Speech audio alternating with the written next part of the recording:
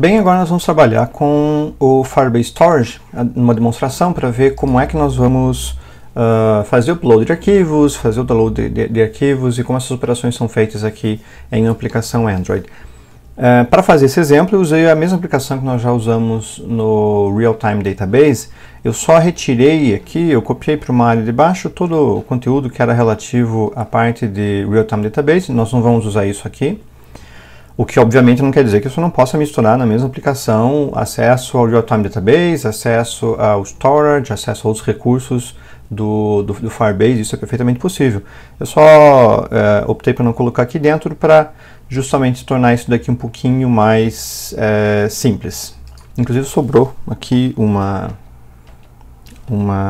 instrução de um Database Reference. Eu vou tirar daqui e colocar aqui embaixo para evitar algum problema.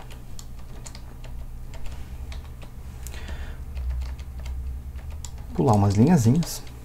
Então dá para deixar lá, mas é bom deixar mais limpo o código para que vocês possam se concentrar no que está sendo feito agora no momento, que é o storage. Bom, a primeira coisa a fazer quando você começa a trabalhar com um novo produto dentro do Firebase é justamente ativar esse produto no projeto em particular que você está mexendo.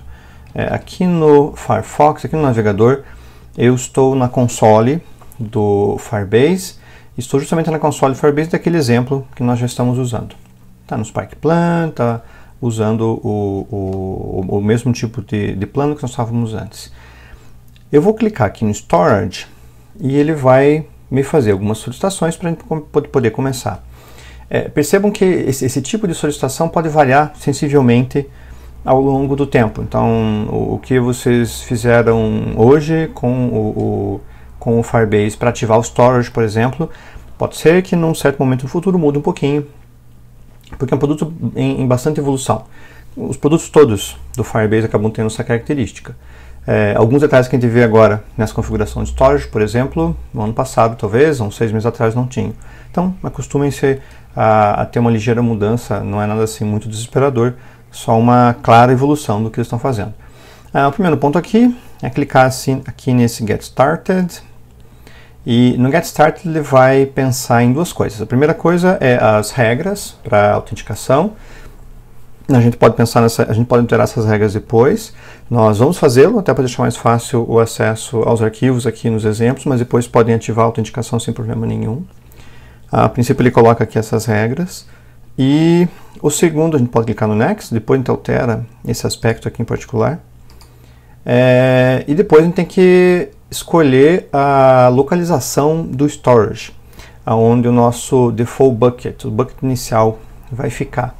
Essa localização é realmente uma localização geográfica, para que você consiga tornar esse bucket disponível prioritariamente dentro dessa região.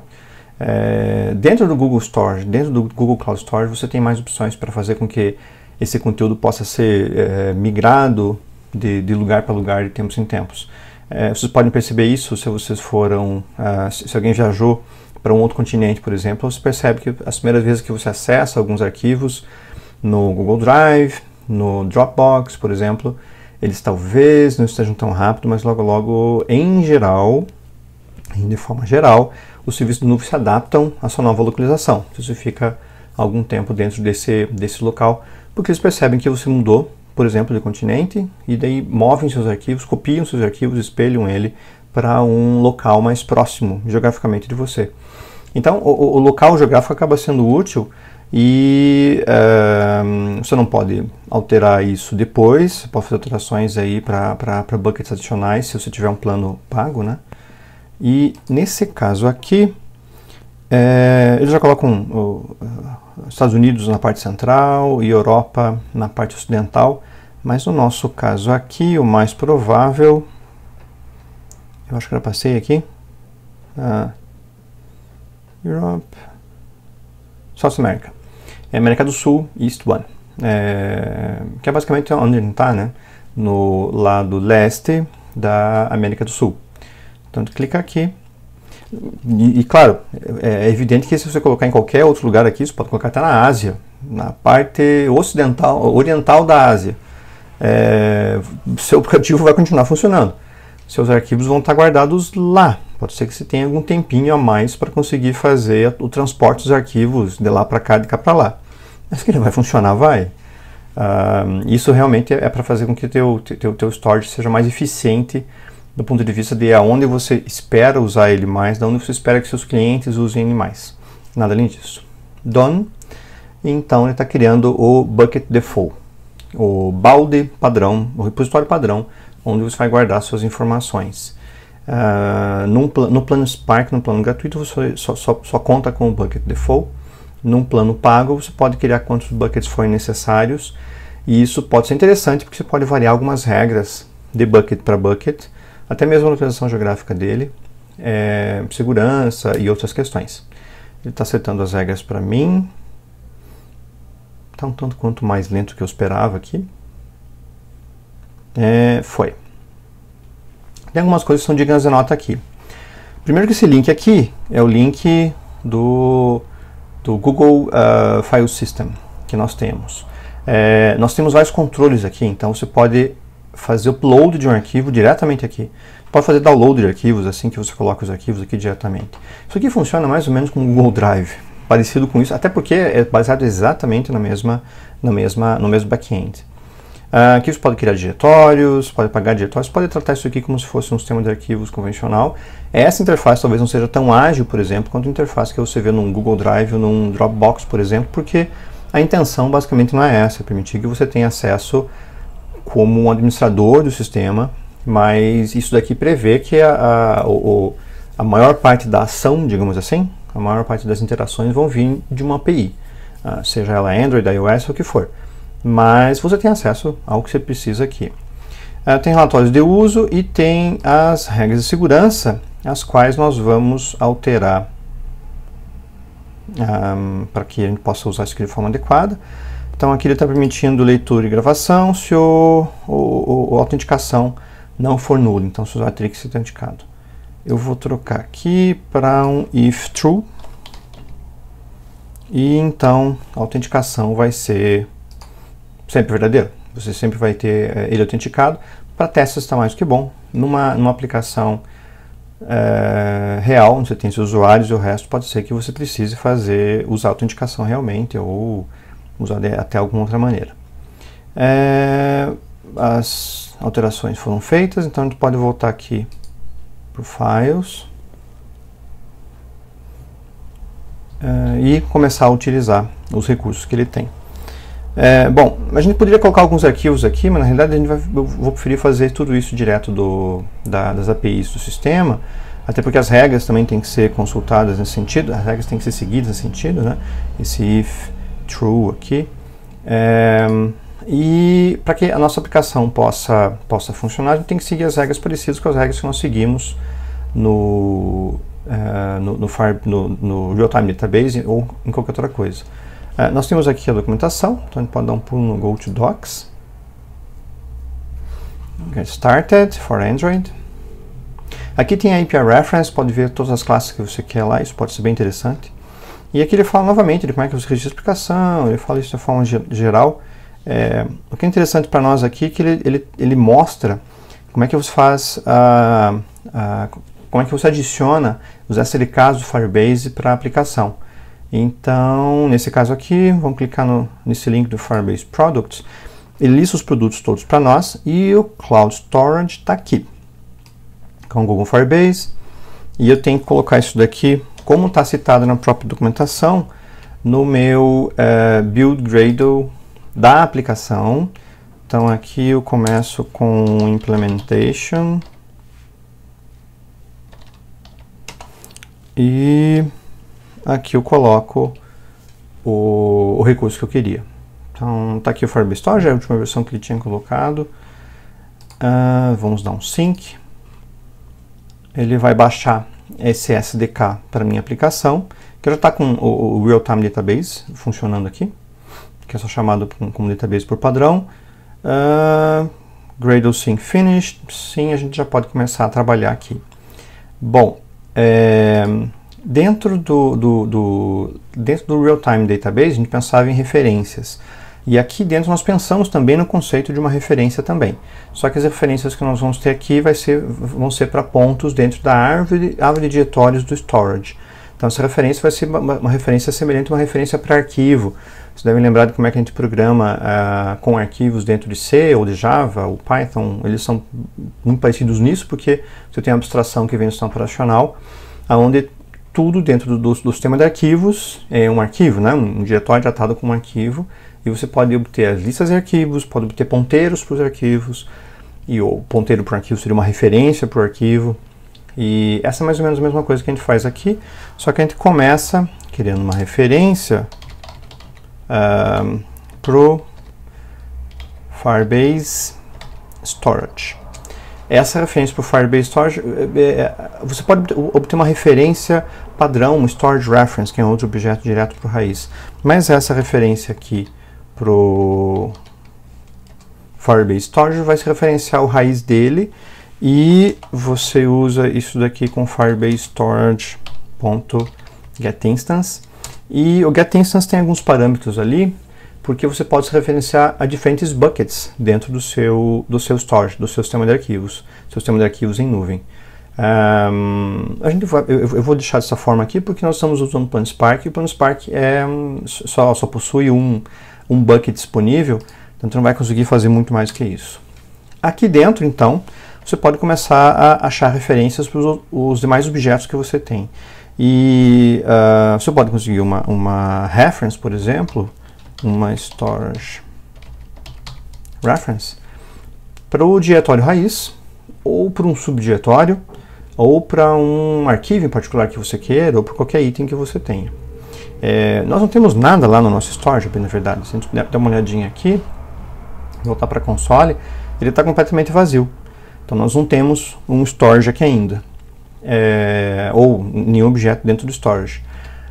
O que ele pode fazer aqui então, digamos que eu queira conseguir obter o acesso a um diretório colocado aqui dentro do meu storage, eu posso criar um storage reference diretamente para esse diretório ou pasta, e do momento que eu criar realmente algum objeto, fizer upload realmente de algum objeto para esse diretório ou pasta, então eu vou criar ele do mesmo modo que, não sei se vocês lembram, lá no Real-Time Database, enquanto você não adiciona um value para um child, você pode ficar encadeando quantos childs você quiser, que nada vai ser gravado.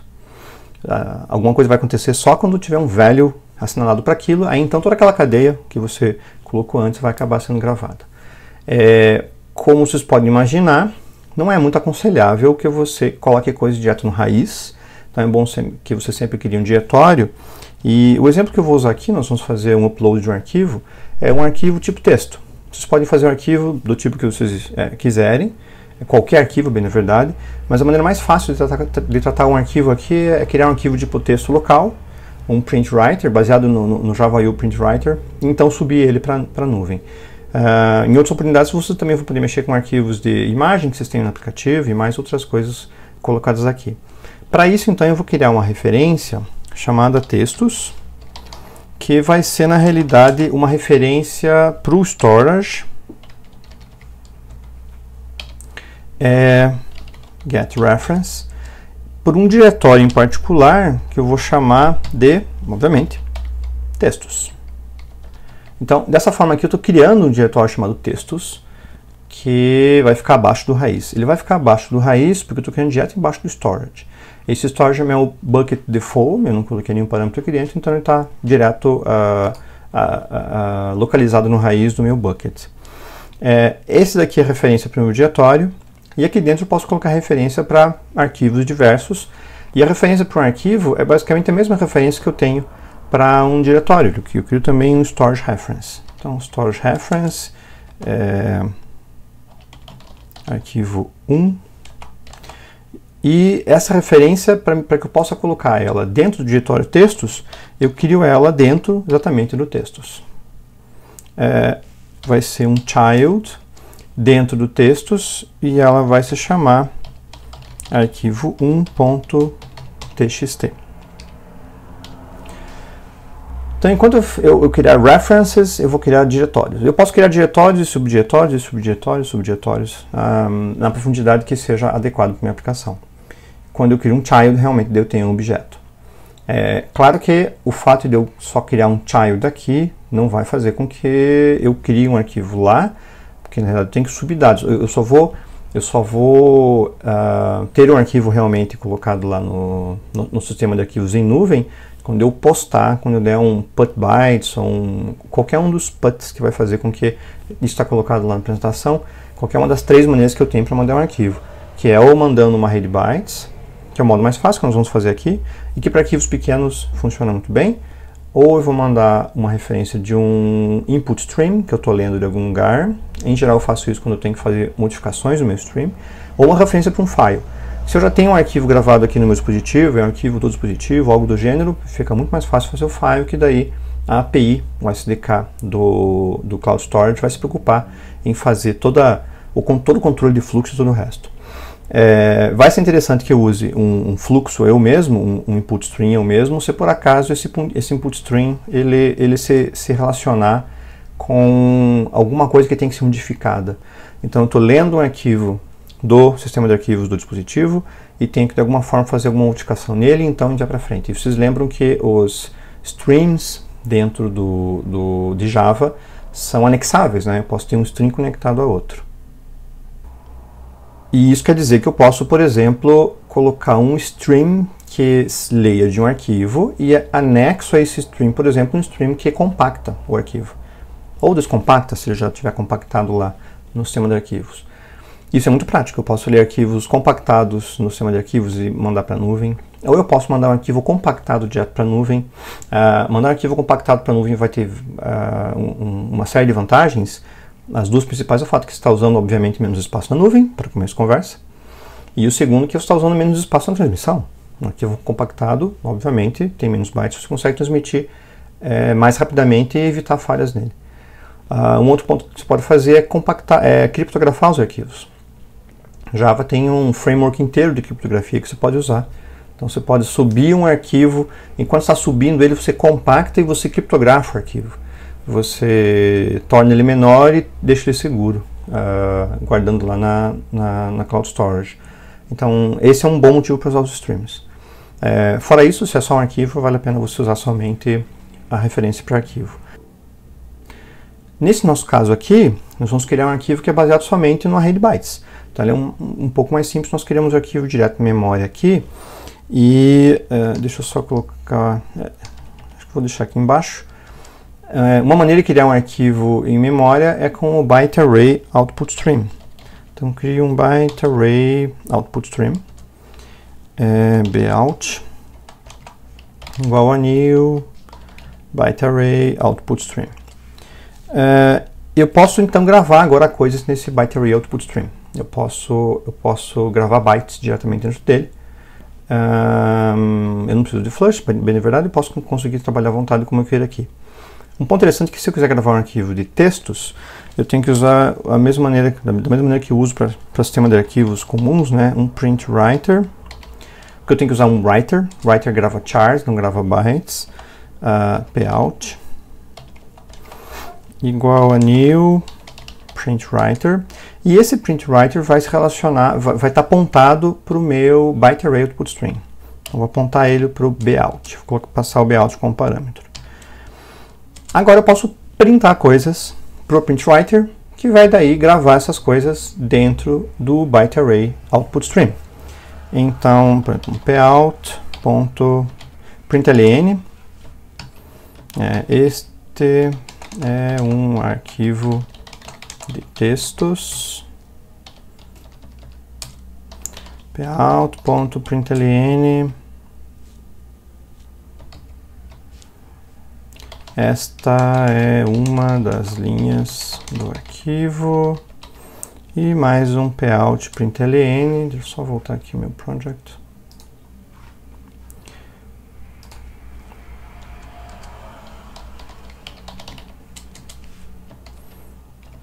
Esta é a última linha do arquivo.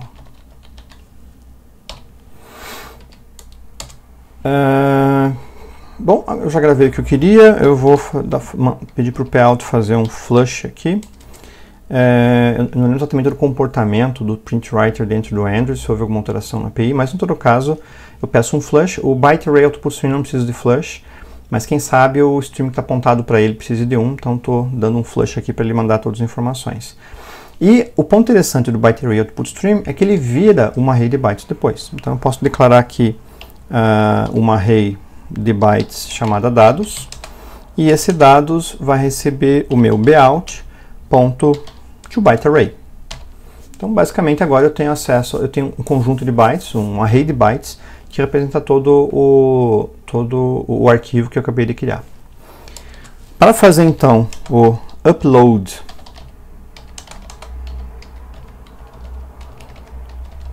de arquivo, eu vou usar o método baseado na minha referência, que é a referência ao arquivo 1. Ele tem uma série de métodos aqui dentro e você pode dar uma olhadinha depois no que eles fazem, mas um dos métodos que eu tenho é o putBytes. E o putBytes recebe um array de bytes, que no nosso caso chama-se dados. Ele retorna para mim, eu tenho uma resposta disso daqui, e o que ele retorna para mim é uma upload task,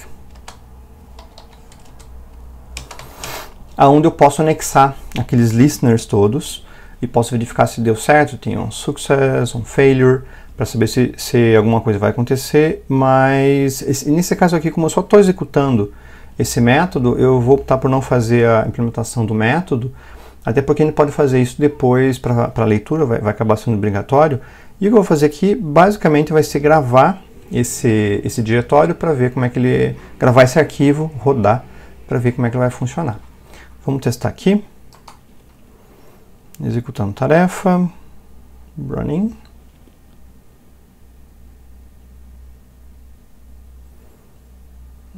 A aplicação está indo aqui. Está com o filtro anterior aqui ainda. A aplicação aparentemente rodou. E se eu voltar aqui e clicar no meu storage novamente,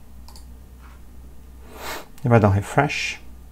Eu tenho aqui um diretório chamado textos, que foi que eu criei, é um diretório realmente.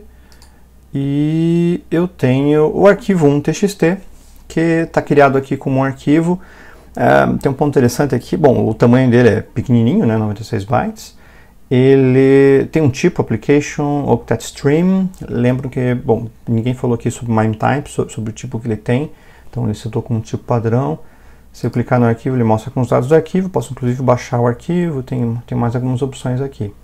Mas percebam que ele criou para mim o diretório texto junto com isso. Se eu voltar aqui para o raiz, eu vejo esse diretório criado. Essas operações todas foram feitas assim que eu criei esse arquivo. Eu posso enviar, fazer upload de qualquer tipo de arquivo aqui dentro. Isso daqui não vai ter nenhum problema. Eu posso criar diferentes arquivos aqui. Então vou criar um arquivo 2, por exemplo. Arquivo 2.txt. Vou colocar mais uma linha aqui dentro.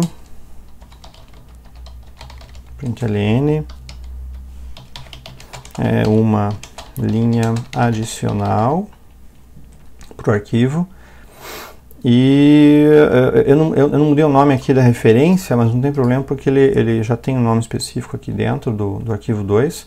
Se rodar novamente, ele vai só executar novamente a aplicação aqui, mas lá no... executou. Mas aqui no meu storage, quando eu clicar, eu tenho o segundo arquivo já colocado. Ainda são application octet stream. E se você quiser mudar, por exemplo, isso daqui, nós temos uma maneira de fazer isso. Eu vou deixar ele setado aqui com o arquivo 2 e vou comentar essa parte aqui do aplicativo, só para ele não ficar subindo o aplicativo cada vez que ele tiver acesso aqui. E dentre essas operações que eu posso fazer, eu posso setar os metadados de um arquivo. Então eu tenho aqui um objeto chamado storage metadata, porque eu posso mexer com vários aspectos dos arquivos. É interessante que você dê uma olhada boa na documentação para ver como é que isso pode ser tratado, mas eu posso criar, por exemplo, modificar os metadados, e aqui eu vou criar um new storage metadata, na verdade sem isso daqui, porque eu vou usar um builder. Ele tem um builder aqui dentro, e tem vários metadados que podem ser colocados, mas um dos metadados mais simples, que é o que a gente quer aqui, é o content type. No content type, eu posso passar o que eu quero aqui, por exemplo, nesse caso aqui em particular, é um text barra plain. É um texto puro, um texto básico. Mas eu posso colocar um text barra JSON e gravar um JSON ali dentro, um text barra XML, image barra JPG, tem os diversos MIME types que vocês podem buscar em documentação, isso acaba sendo simples. Vou dar um build aqui. E aqui eu já tenho meu storage metadata, e o que eu tenho que fazer é usar minha referência, que é o arquivo 1, e dar um update, metadata.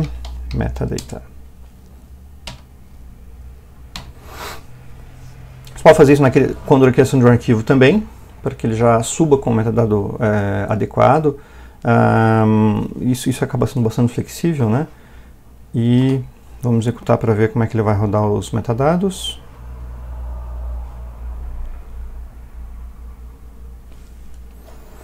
Se a gente for dar uma olhadinha aqui agora, ele está ainda com o application octet stream. Eu vou voltar a um diretório, vou entrar novamente.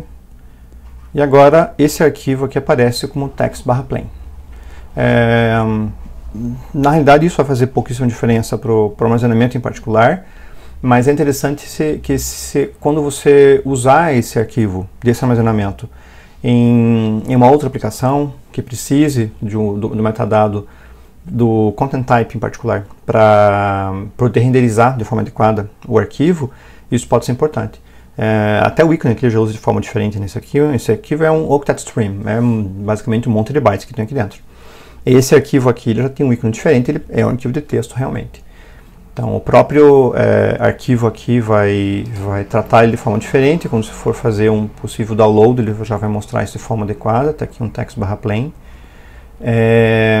E você, num tipo de arquivo mais complexo, que precisa de um renderizador, um JPG, um PNG, uma coisa assim, isso pode ser mais importante. Se eu clicar aqui, ele vai mostrar para mim o arquivo aqui, os arquivos todos que eu fiz, as linhas todas que eu imprimi. Como isso aqui é muito simples, muito provavelmente se eu clicasse no outro TXT, ele mostraria a mesma coisa. E baixar como um application octet stream, o navegador vai acabar entendendo como um conjunto de textos, conjunto de caracteres para texto. Bom, além disso daqui, eu não vou precisar mais aqui do metadata, já está setado o metadata, e agora o que a gente pode fazer é basicamente fazer o download de um arquivo. Nós já fizemos o upload de um, e agora nós podemos fazer o download do arquivo. Eu vou fazer o mesmo download desse arquivo 2.txt que nós temos, que é para...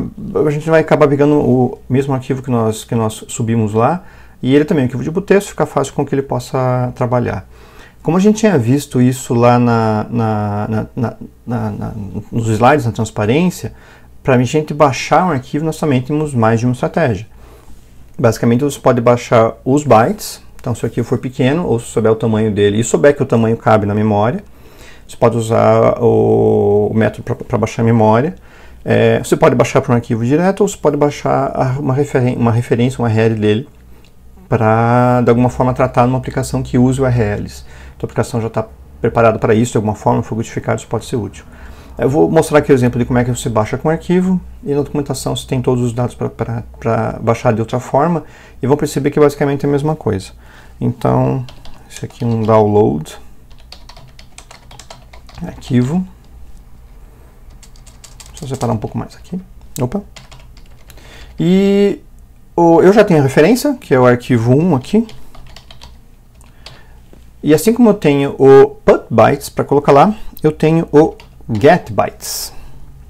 O get bytes tem uma diferença que ele precisa de um tamanho máximo só para que você não tenha um estouro. Ele tenta prevenir o estouro de memória. Não que ele consiga com isso, se você colocar um tamanho muito grande aqui, e você testa no emulador que tem bastante memória, por exemplo, ou testa no celular com mais capacidade, e um usuário seu testa um celular mais simples, pode ser que você continue tendo estouro de memória. Mas pelo menos isso dá a chance de fazer um limite dentro do razoável aqui, né? Então, se get bytes, vou colocar 10.000 bytes aqui. Não vai chegar a isso, porque nossos arquivos têm algumas dezenas de bytes, mas pode ser útil mesmo assim. E nesse caso aqui, você, programador, não sabe quando que o arquivo vai ser efetivamente baixado, porque isso depende da rede, isso depende da conectividade do usuário, isso depende de mais uma série de fatores que não estão sob seu controle nessa API aqui em particular. Se você quer ter esse controle ao máximo possível, você tem que fazer isso braçalmente. Mas perceba que uma API como o do Firebase vai te dar acesso a muita coisa. Você consegue ter acesso, inclusive, caso queira fazer uma barra de progresso e outras coisas, ele te presta informações sobre o download enquanto ele está acontecendo. De forma direta aqui, você tem que usar listeners para ser avisado quando o download terminar. Ou quando um erro acontecer. Ou se ele, por acaso, ele chegar à conclusão, se ele tentar diversas vezes, ele chegar à conclusão que não vai conseguir fazer mais nada. Para isso, nós temos que adicionar os listeners aqui dentro. Tem dois métodos aqui. Nós temos o add on success listener e o add on failure listener. Vou implementar aqui o add on success listener para que a gente possa usar esse objeto que vai ser o on success listener, o objeto específico dele. E não sei se perceberam aqui, mas o método getBytes em particular ele não retorna bytes, né?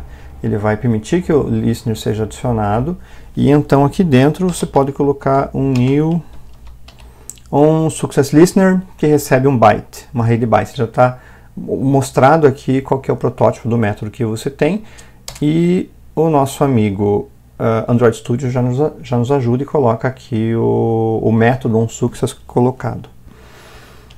O método não acabou, a gente pode colocar aqui um add on failure listener, caso queira. Não vai ser o caso aqui, eu não vou ter um problema, não vou querer fazer nada caso dê algum erro nesse exemplo, mas é interessante que vocês coloquem um add on failure listener para mostrar uma mensagem para o usuário, alguma coisa do gênero, se realmente algum erro acontecer. O ponto interessante aqui é que esse add on success listener ele nos dá já uma array de bytes, porque é basicamente o que você tem de resposta desse resultado. Então o getBytes te traz a resposta que são os bytes que podem ser carregados aqui dentro. E então com esses bytes você pode fazer o que bem precisar. Eu vou só por diversão basicamente aqui tratar esses bytes como se fosse um input stream e daí eu coloco eles dentro de um reader e a gente pode brincar aqui um pouquinho. Para isso a gente usou o byte array output stream. Antes eu vou usar aqui um byte array input stream chamado in, um new byte array input stream e aqui eu coloco bytes como parâmetro. O byte array output stream é um sync lógico, é um depósito lógico de bytes que vai gravando coisas lá dentro, com uma abstração de streams. O byte array input stream é o contrário. Ele já tem conjunto de bytes, você vai lendo eles como se fosse um string comum, o que é útil quando você tem um pedaço de código que vai mexer com arquivos de forma direta. E aqui o que eu vou fazer é usar um buffered reader, que vai ser igual ao new buffered reader. Se eu colocar o meu in aqui, ele ainda assim vai dar um erro, porque o buffered reader não interpreta um input stream, que é baseado em bytes. Os readers trabalham com chars, os streams trabalham com bytes. Deve lembrar disso lá da parte de Java.io. Que o que eu vou fazer é colocar um new input stream reader, que é um conversor de um para o outro. Então aqui eu ponho in, e aí ele finalmente vai interpretar, vai converter o input stream em um reader, e daí o buffered reader aponta para ele. Aqui dentro, isso aqui a gente já viu em outras demonstrações também. Eu vou criar só uma linha aqui, igual bin.readline, enquanto, ele vai ter um problema com as exceptions, né? Deixa eu ver as opções que eu tenho aqui. Surround with try catch. O meu próprio while vai ficar lá dentro também.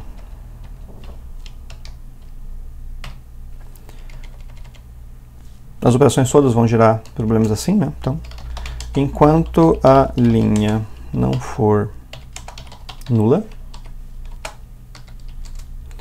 o que eu vou fazer aqui, eu vou usar o log como se fosse um print. Então, log.i, a tag vai ser stored, e aqui dentro eu vou colocar a linha, basicamente a linha que eu tenho. Printo, quer dizer, coloco no log a linha e leio outra linha. Então, linha igual a bin.readline. bin.close.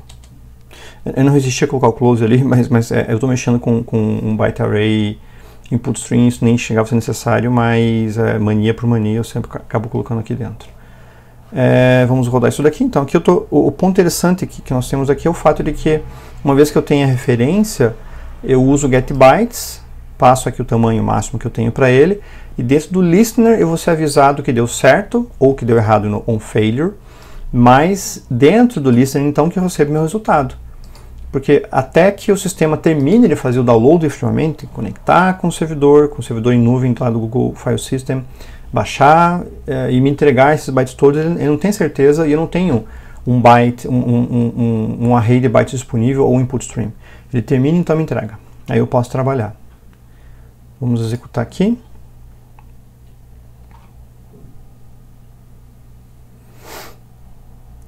Eu tenho que fazer aqui